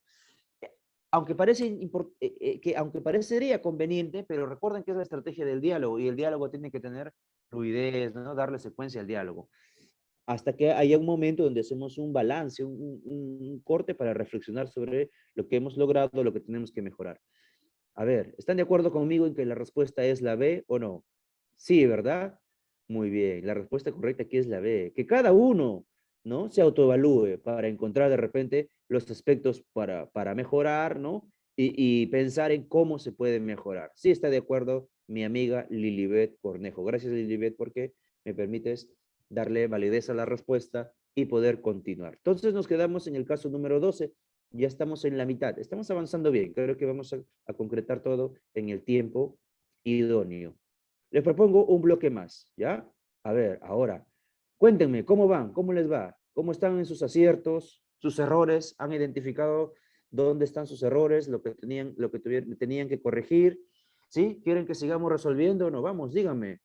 ¿Están con ánimos? ¿Están, como se dice, están activados, dicen los adolescentes, ¿no? A ver, muchachos, ¿cómo van? ¿Podemos continuar con la clase o no? Sí, profesor, estamos activados, dicen los estudiantes.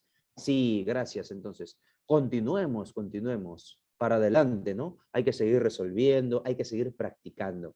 Ya en este punto necesitamos bastante práctica, bastante práctica. Ahora, vamos a seguir en la misma línea, pero solamente, a ver, sí, una diapositiva nada más, ¿ya? Una diapositiva y vamos directamente con el siguiente bloque de preguntas. A ver.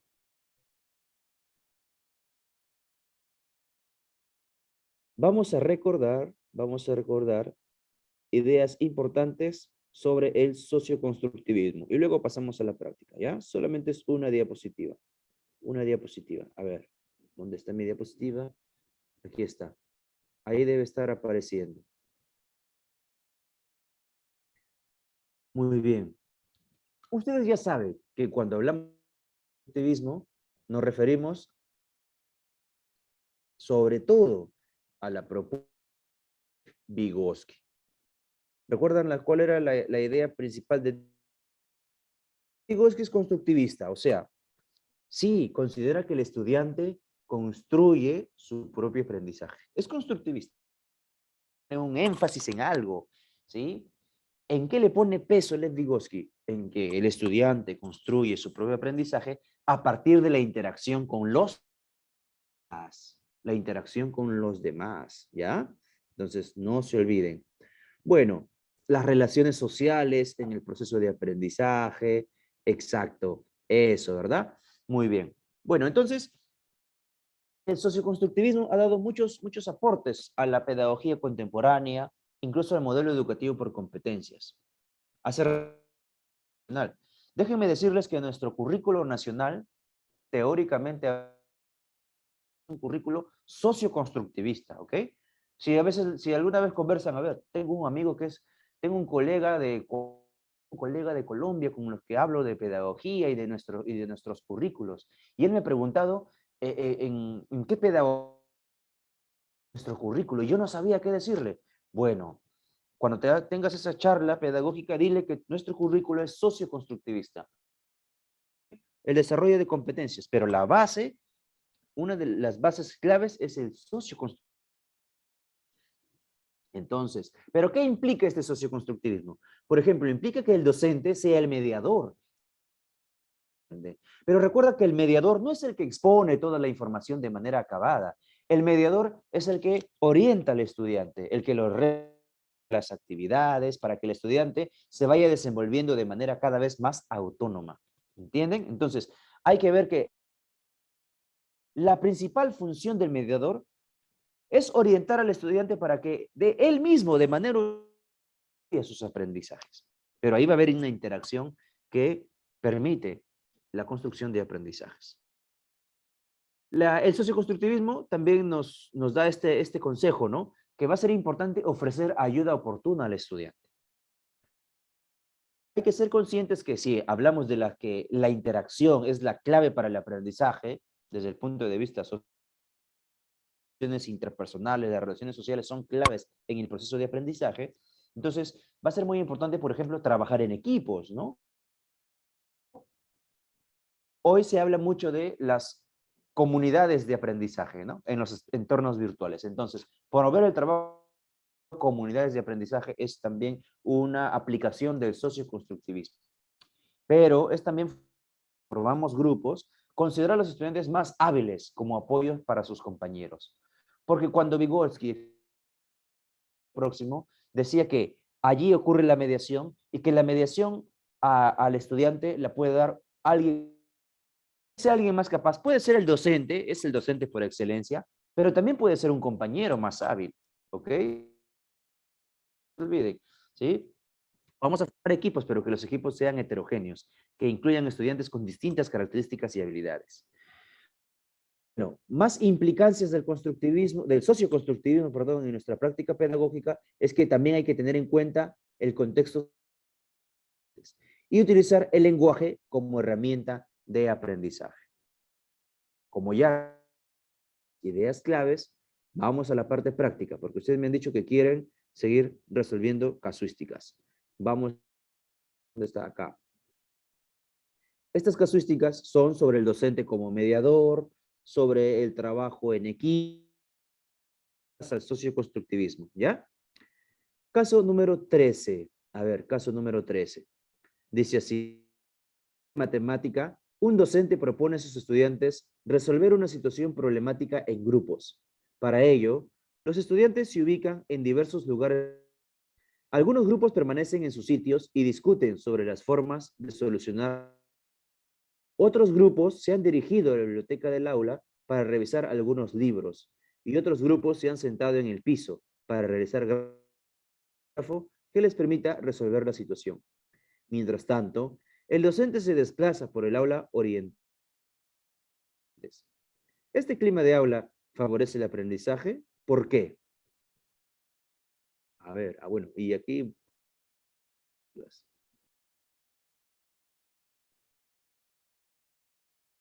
Wendy y Lady, estás muy bien. ¿Qué dicen ustedes? ¿Sí se favorece el aprendizaje? A veces, bueno, van a generar un poco de mucha bulla, movimiento, conversación, pero es así.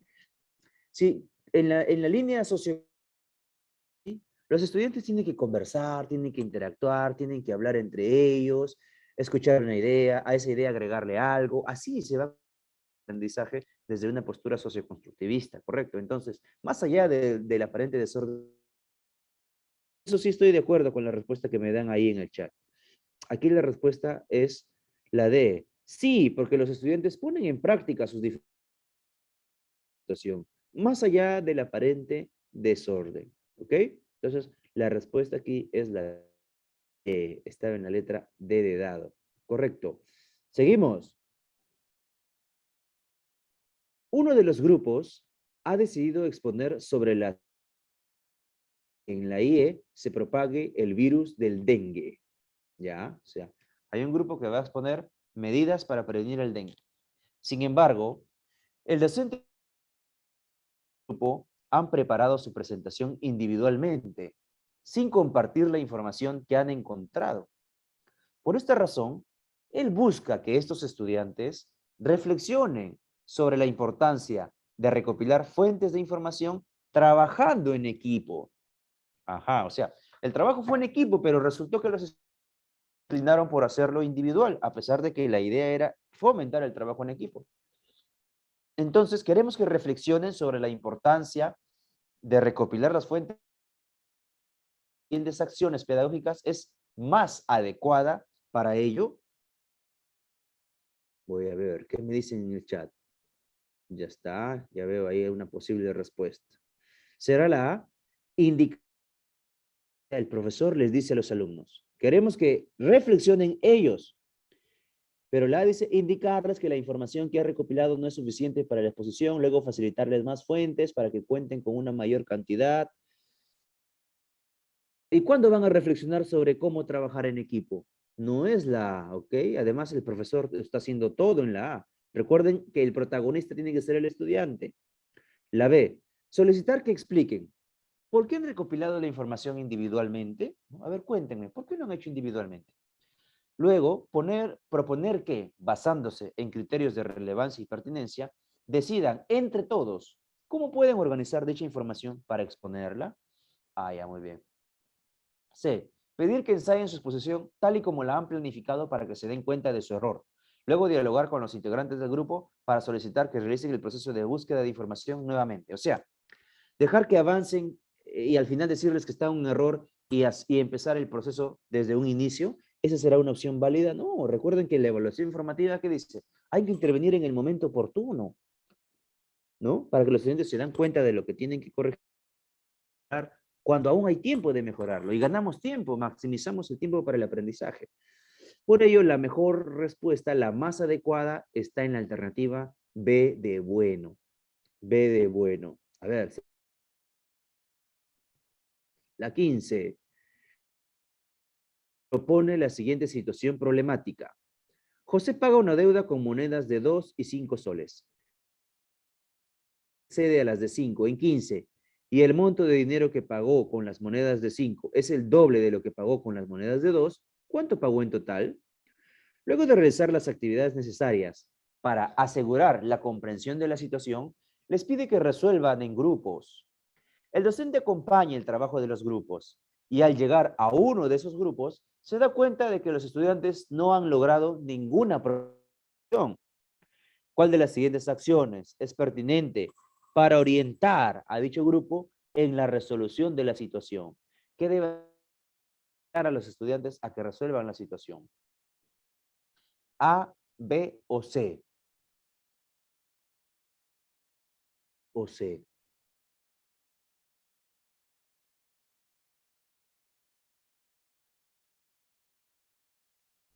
Felicito a Wendy que está ahí siguiendo cada uno de sus respuestas. También he visto a Lady, a María Marín, Silvana, Lilibet. A ver, la mayoría se está inclinando por la A. Eso significa que han descartado. Proponer que usen sus propias estrategias. Hasta ahí estaba muy bien, ¿sí o no? Luego indicarles que empleen ecuaciones para que escribe la situación problemática. Después solicitarles que verifiquen sus procedimientos en pareja. Como que acá falló, ¿verdad? Falló. Las estrategias bien, pero luego indicarles que empleen ecuaciones. Es como decirles, usa este procedimiento y ya no el que tú estabas pensando. Sugerir que para representar matemáticamente la situación tenga en cuenta que la palabra doble significa por dos. Luego pedirles que comparen sus planteamientos y lo resuelvan. Bueno, mejor hubiera sido hacer que él descubra esto, ¿no? ¿Qué significa más, ¿no? Preguntarle a ellos, a ver, ¿qué creen que significa la palabra excede? ¿Qué significa doble, verdad? Claro, por ahí hubiera sido. Entonces parece que va a ser la A. Plantear preguntas para comprobar nuevamente la solución. Claro, si no han resuelto, si los estudiantes no han propuesto ninguna solución, hay que recordar lo que dice Polia, ¿no? Por la comprensión del problema. De repente, yo he creído que si han comprendido la comprobar que hayan comprendido. Luego sugerir que utilicen estrategias, de repente con material concreto o gráfico para que resuelvan la situación, si se cumplen las condiciones propuestas. Bueno, la mejor opción sí es la A, 15A de avión. 16. la última de este bloque, ¿ya? Y nos acercamos ya al penúltimo bloque, la 16. Luego un trabajo de investigación en equipos. La docente les entrega una ficha que contiene un conjunto con el propósito de promover la metacognición, ya, promover la metacognición, propósito de promover la metacognición, pero ¿de qué? Sobre las estrategias del trabajo en equipo. Que reflexionen sobre las estrategias del trabajo en equipo, o sea, los pasos, en su trabajo en equipo. ¿Cuál de los siguientes conjuntos de preguntas es para favorecer el logro del propósito de la docente? A ver, ya. Recuerden, ¿cuál es el propósito? Metacognición, promover la metacognición acerca de las estrategias de trabajo en equipo. A. ¿Qué aprendiste sobre el tema que aborda el trabajo realizado por tu equipo? El trabajo elaborado por tu equipo, dicho propósito. ¿Cómo podrías profundizar esos conocimientos? B. ¿Cómo se organizó tu equipo? ¿Cómo afrontó el equipo las dificultades durante la elaboración del trabajo? ¿Cómo el aporte de cada el logro del trabajo realizado? C. ¿Cuál fue el problema de investigación planteado por tu equipo? Importancia del... ¿Qué aporte consideras que brindan las conclusiones del trabajo realizado por el equipo? ¿Qué dice ese chat? A ver.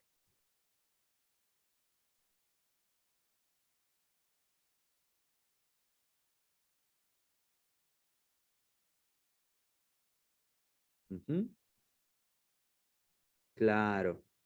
Las preguntas que van a ayudar al estudiante a reflexionar sobre el proceso que ha seguido su equipo están en la alternativa B de bueno, ¿verdad? B de bueno.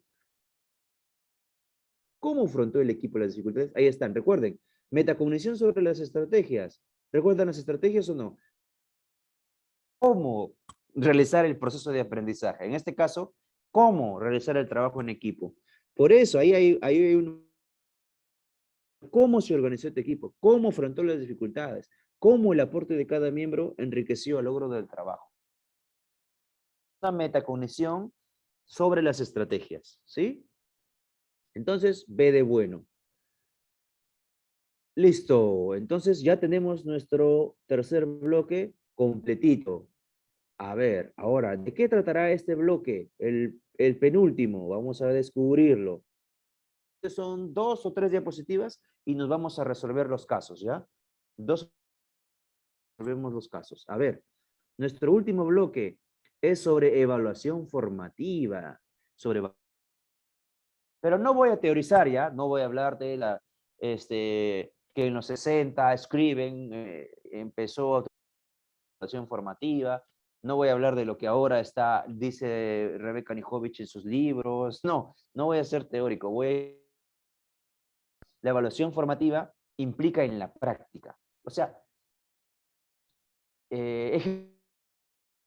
trabajo con mis estudiantes. ¿Qué implica? Aquí les voy a dar algunos consejos, ¿ya? Muy bien. Por ejemplo, la evaluación formativa, yo siempre digo esto, cosas que decir, pero yo voy a mencionar 4 ideas. Empezamos a trabajar la evaluación formativa, a implementar la evaluación formativa, cuando le comunicamos de forma oportuna lo que se espera que logren los estudiantes y asegurar comprensión, producciones y criterios con los que serán evaluados. Esa es una característica muy importante que tiene que tener en cuenta un profesor que implementa evaluación formativa, que tiene que comunicar a los estudiantes los criterios de evaluación, cuáles esperadas, ¿no? Que queremos que elaboren para poder identificar lo que han logrado o lo que aún tenemos que mejorar, ¿correcto? Entonces, esa es una característica de... Esa característica no estaba en la evaluación tradicional, ¿se acuerdan o no?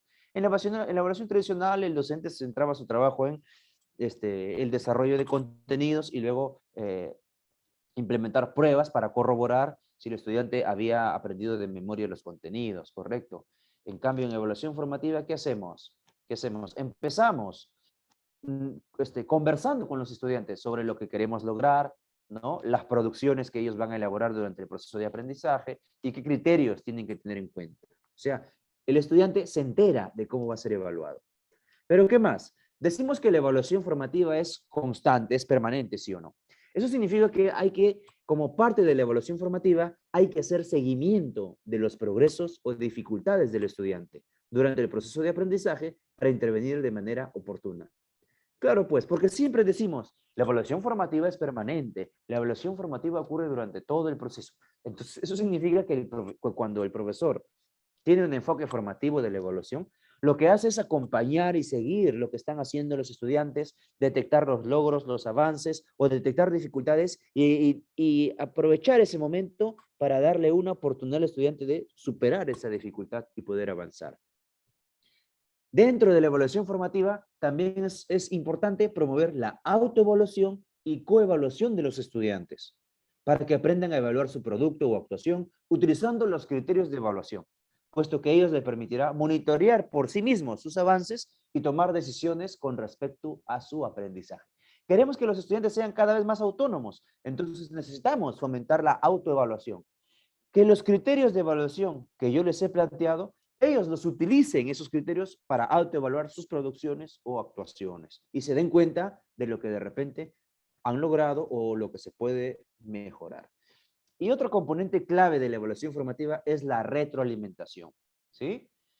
Hay que retroalimentar tanto en el proceso como cuando nos llegan a nosotros los docentes las producciones o actuaciones de los estudiantes, usando los criterios de evaluación para ayudarlos a reflexionar. ¿Para qué dar retroalimentación? Número 1, para que reflexionen sobre su proceso de aprendizaje. Número 2, para que se den cuenta de lo que tienen que mejorar para llegar a un nivel mayor, ¿no? Que se den cuenta de lo que tienen que mejorar para seguir avanzando en el desarrollo de sus competencias. Entonces, comunicar los criterios, hacer seguimiento, promover autoevaluación y coevaluación, brindar retroalimentación, son piezas claves cuando se pone en práctica la evaluación formativa. Y ni hablar, pues, la evaluación formativa tiene como un componente muy importante, medular, la retroalimentación. Por cuestiones de tiempo voy a ser muy concreto, ¿ya? Bueno, hay muchos tipos de retroalimentación. Ustedes ya saben que según la forma como se da, puede ser oral y escrita, ¿no? Más aún en el contexto de la educación a distancia. Puede ser individual y grupal. Las dos son muy importantes y se complementan. Y de acuerdo a sus efectos en el aprendizaje, la retroalimentación puede ser elemental, que no es recomendable, descriptiva, está dentro de la evaluación formativa, pero por encima de la retroalimentación descriptiva está la retroalimentación por descubrimiento o reflexión. Colegas, aquí voy a darles, creo que es el tercer consejo clave de esta jornada, ¿sí? Primer consejo, recuerden, identificar en el caso si el profesor dice, el docente busca, quiere o pretende, hay que reconocer el propósito, ¿ya? No todos los casos tienen ese propósito, pero la mayoría lo tienen. Segundo consejo, por favor, a estudiar sus competencias y capacidades. Tercer consejo, si la casuística es sobre evaluación formativa y retroalimentación, que tú tienes que darte cuenta si es una casuística para responder desde el punto de vista de la evaluación formativa y la retroalimentación, recuerda lo siguiente, si el caso es sobre retroalimentación, tienes que buscar la alternativa donde encuentres retroalimentación por descubrimiento o reflexión, ¿ya? Entonces te ponen un caso donde el estudiante comete un error y te dicen, ¿qué harías tú para retroalimentar al estudiante? Ya, tienes que elegir la alternativa más pertinente, por lo tanto, siempre busca aquella alternativa donde esté la retroalimentación por descubrimiento o reflexión, que consiste en que el docente no le dice la respuesta al estudiante, sino le da pistas, ¿no? Lo hace pensar o reflexionar para que él mismo descubra cuál es el error y cómo corregirlo. Retroalimentación por descubrimiento o reflexión. Pero bueno, eso ustedes ya lo saben. Así que vamos con la práctica. Vamos con la práctica.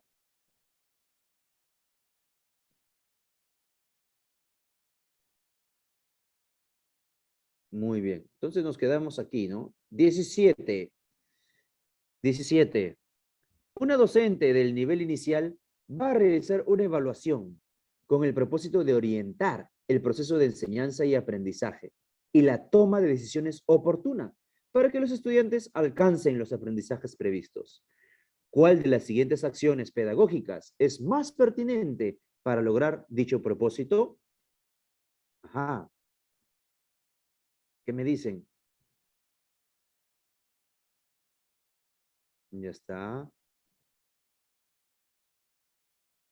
Aunque el caso no lo dice explícitamente, es un caso de evaluación formativa, ¿no? Porque dice evaluación con el propósito de orientar el proceso de enseñanza-aprendizaje. O sea, evaluación durante el proceso de enseñanza-aprendizaje. Eso es evaluación formativa, evaluación para el aprendizaje, ¿verdad? Entonces, ¿cuál es la acción más pertinente? Plantear a los estudiantes una meta, luego en coordinación con sus padres, motivarlos y firmar un acta de compromiso con los padres. No. Identificar los niveles de avance de los estudiantes de manera permanente y brindarles oportunidades, ¿no? Para superar sus dificultades y también para que puedan reflexionar sobre sus logros, ¿verdad? Sus logros. Esa es la respuesta correcta. La B de bueno, la B de bueno. Muy bien. 18. A ver, ¿cómo les va en la 18? Al inicio del año escolar, un grupo de docentes de personal social de quinto de primaria están conversando sobre los instrumentos que van a emplear para llevar a cabo una evaluación formativa de las exposiciones de los estudiantes. En este contexto, 3 docentes están dialogando sobre la elaboración de una rúbrica. ¿Qué dice Armando? Hagamos la rúbrica con la descripción de los niveles asociados a determinados desempeños. Sobre esta base, los estudiantes podrán autoevaluar sus exposiciones y ver quién está en un competencia, construye interpretaciones históricas. O sea, para Armando, con la rúbrica se van a autoevaluar, hasta ahí me parecía interesante, pero para está en un nivel mayor y de repente quienes están en un nivel menor de la competencia, construye interpretaciones históricas. Berenice, la rúbrica es buena idea. Antes de presentarla, sugiero que nos centremos en explicar a los estudiantes qué es la interpretación, la comprensión del tiempo histórico y la elaboración de explicaciones. Así sabrán qué conceptos deben aprenderse para escribir sus propios textos.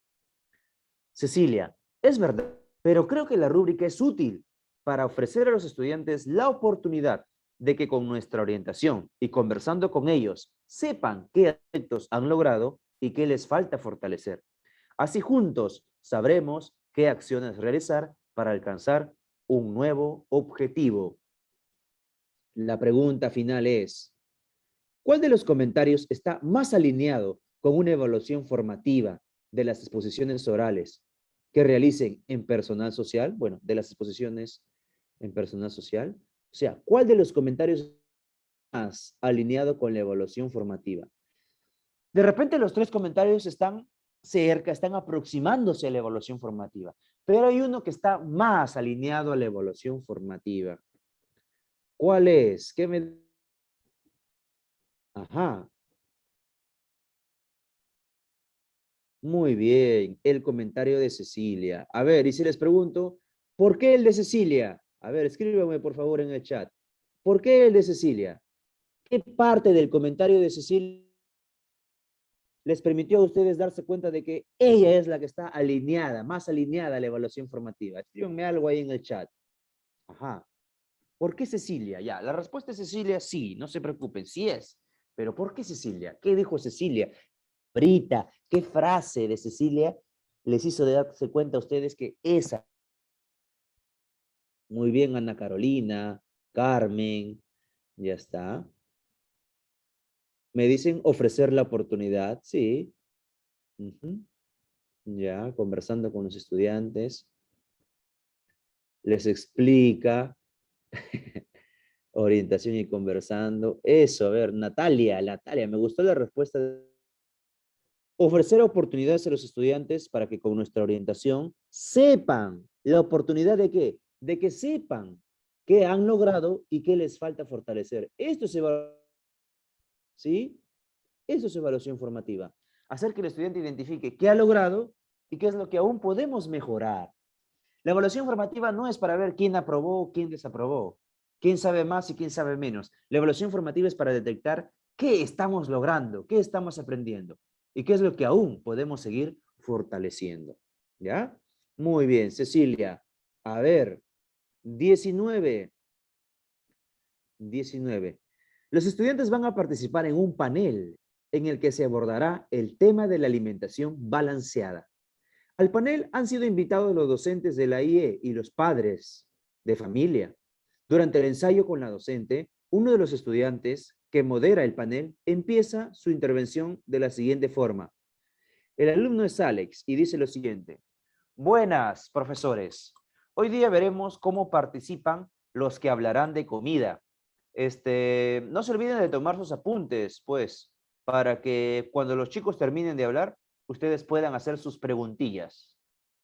El docente le pide a Alex que haga una pausa para darle una retroalimentación que lo ayude a mejorar por sí mismo la adecuación de su texto oral. ¿Cuál de las siguientes acciones pedagógicas es más adecuada para lograr su propósito? Ajá. Es que miren, se trata de un panel, ¿no? Donde van a haber invitados, ¿no? Se ha invitado a los docentes y a los padres de familia. Y en el ensayo, Alex habla así, ¿no? Buenas, profesores. Hoy veremos cómo participan los que hablarán de comida. Cuando los chicos terminen, hagan sus preguntillas. O sea, estará adecuado el registro, ¿no? Las palabras que está empleando de acuerdo al contexto en el que se va a dar este panel. No, por lo tanto, necesitamos retroalimentarlo. Pero ojo, miren acá.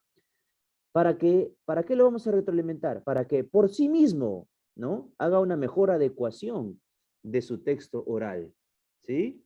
Evaluación formativa y retroalimentación aquí, dos cosas juntas. ¿Cuál será? ¿La A, la B o la C? A ver, ¿qué me dicen en el chat?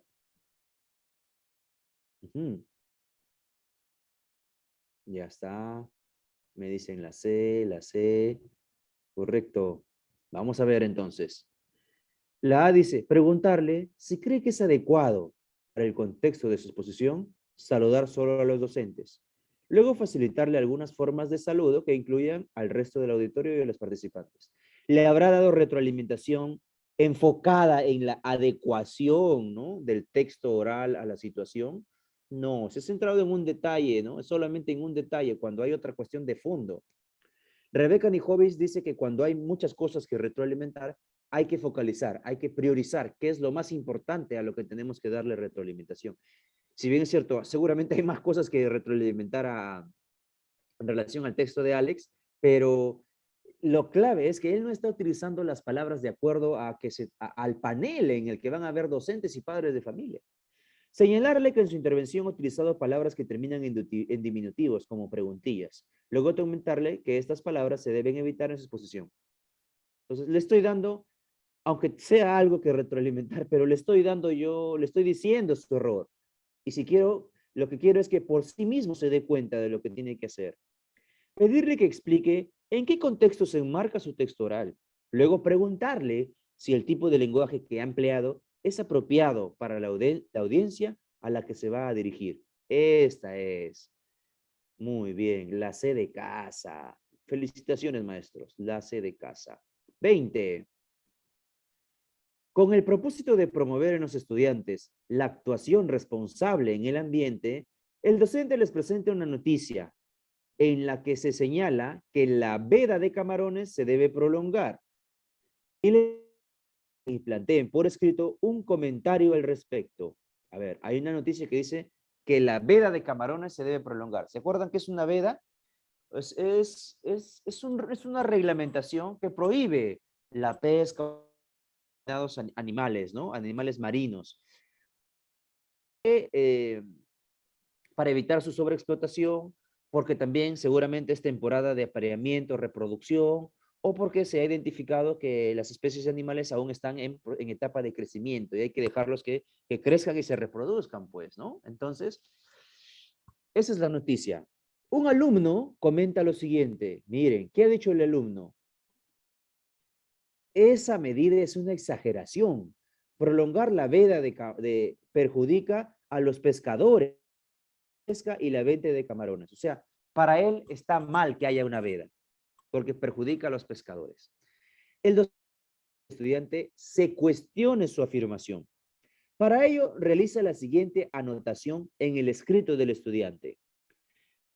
¿Es realmente que prolongar la veda es una exageración? ¿No has pensado que es una medida necesaria para el recurso que permite precisamente dinamizar la economía de los pescadores? Debes rehacer tu argumento. Esto es lo que le dice el docente. ¿Crees realmente que prolongar la veda es una exageración? ¿Has pensado que es una medida necesaria para resguardar el recurso y dinamizar la economía de los pescadores? La pregunta siguiente, teniendo en cuenta el propósito del docente, ¿cuál es el principal problema que evidencia su retroalimentación? Allá. O sea, lo que nos quieren decir es que la retroalimentación no está bien planteada y que detectemos cuál es el problema. A ver, ¿cuál es para la A? La retroalimentación deja sin señalar aspectos formales en el estudiante, como la falta de un lenguaje académico para fundamentar su respuesta, su postura. B, la retroalimentación aspectos positivos de la respuesta del estudiante y lo desmotiva en relación con los logros alcanzados. ¿Será ese el... C, la retroalimentación incluye preguntas que inducen al estudiante a responder únicamente lo esperado por el docente. ¿Será esa la respuesta? ¿Qué opina la mayoría?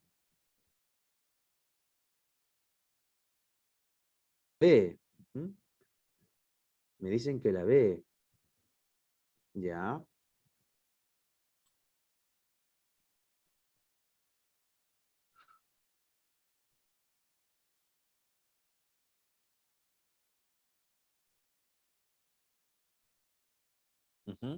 Claro. Principal. La retroalimentación que ha dado el docente por escrito, de repente puede tener ahí varias cosillas, ¿no? Para mejorar. Pero lo principal será de que ha omitido los aspectos y lo desmotiva al estudiante, eso será la principal.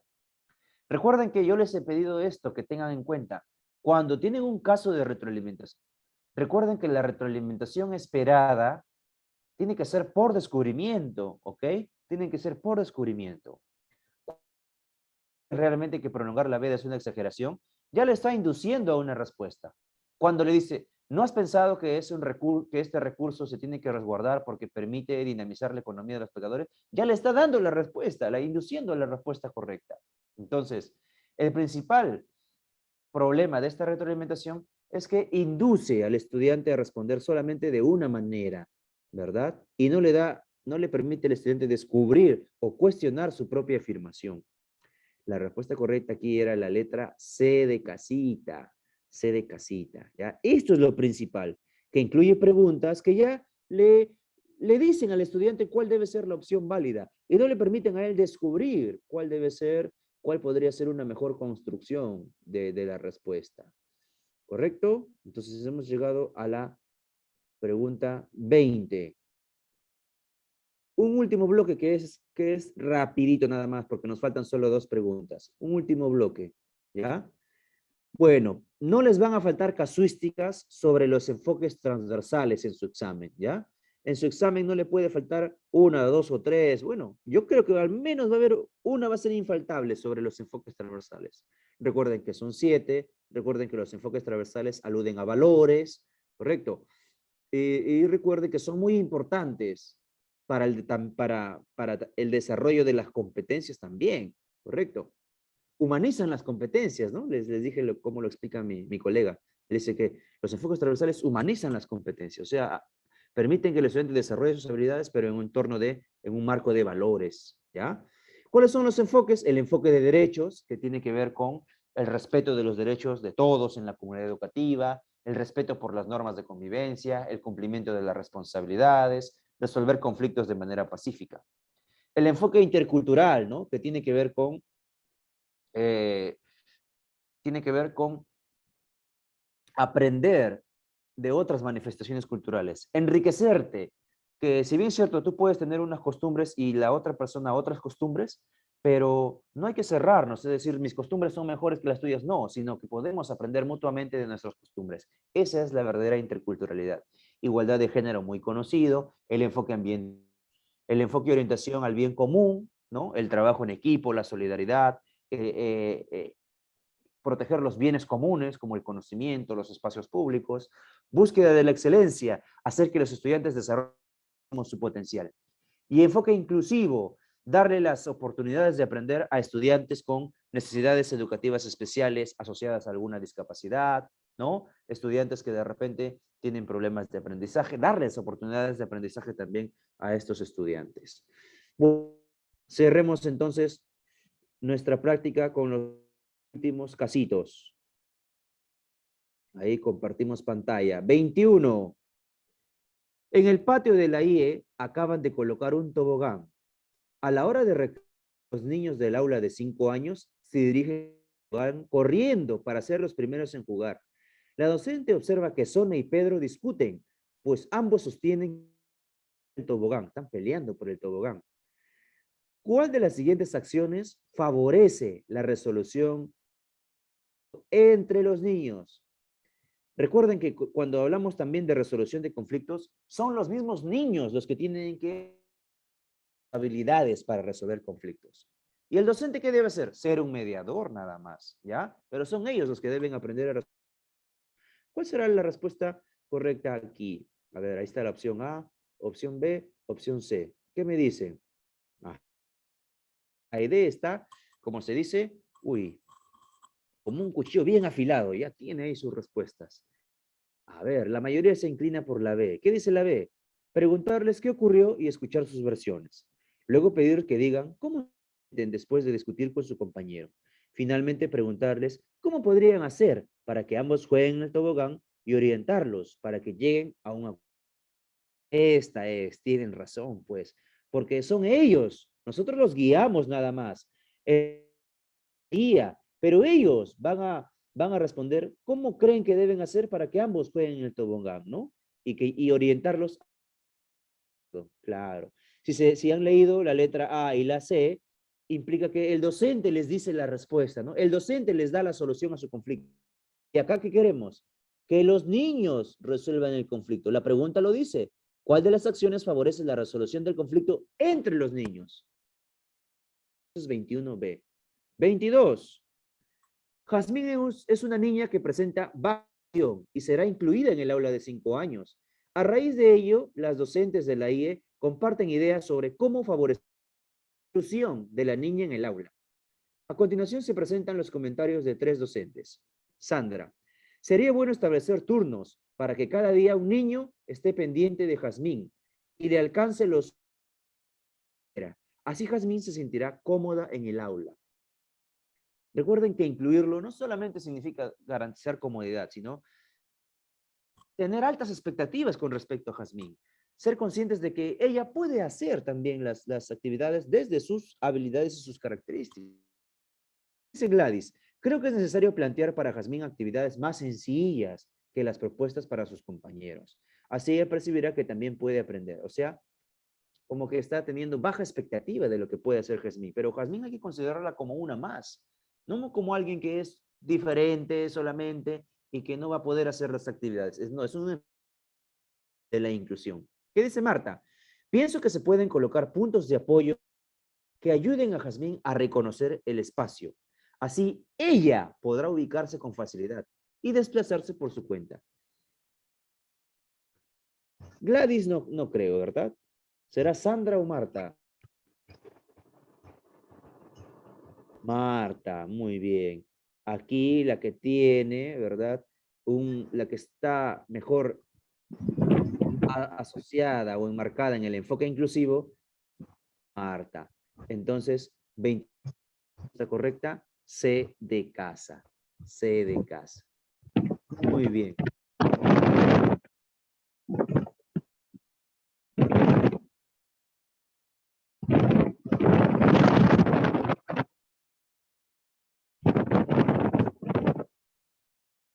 Listo. Hemos resuelto toda esta miscelánea. ¿Se dieron cuenta que hemos visto distintos temas o no? ¿Sí? El enfoque por competencias, constructivismo, socioconstructivismo, retroalimentación. Hasta nos dimos un tiempito para recordar algo sobre los enfoques transversales, ¿ya? Aquí he marcado todas las respuestas, así que le voy a pasar al profesor William este documento donde están marcadas las respuestas para que se las puedan hacer llegar a todos y cada uno de ustedes, ¿ya? Listo. Muy bien, bueno, solamente me queda despedirme y desearles muchos éxitos en sus retos que ya se avecinan, ¿no? Sea el nombramiento en la escala magisterial, ¿correcto? Seguramente nos vamos a encontrar muy pronto en una nueva sesión. Cuídense y los esperamos también el próximo. Tenemos organizado un evento interesante para seguir aprendiendo, ¿ya? Así que hasta la próxima. Buen fin de semana. Laguna, no comentarles que el día sábado tenemos evaluación y que tú lo vas a desarrollar lo que es currículo también, el próximo sábado. Ajá, sí, el próximo sábado vamos a hacer una especie de simulacro, van a dar un examen simulado y la parte de conocimientos pedagógicos la vamos a desarrollar junto a mi persona. Por eso que nos vamos sábado, ¿ya? Estén atentos a todas las orientaciones que se van a dar en los grupos de WhatsApp. Vamos a dar las orientaciones, cómo acceder a los materiales, y yo voy a participar con ustedes. ¿Ya? Muy bien. Listo. Nos vamos a encontrar entonces el otro sábado. No nos despedimos, ¿ah? El otro sábado nos encontramos. Cuídense. Hasta la próxima.